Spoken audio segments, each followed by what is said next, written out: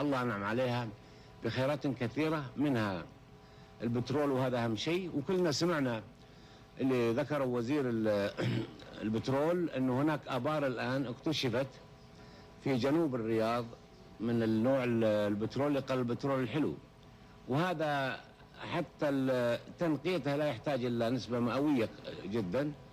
والآن الدولة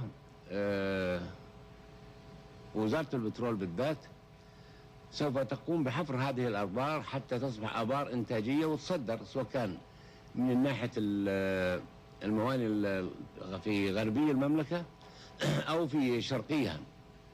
وهذه نعمة من نعم الله أن يوجد هذا البترول الممتاز اللي هو على مستوى عالي جدا، وقيل أنه نسبة التنقية فيه من 4% أو أقل حتى.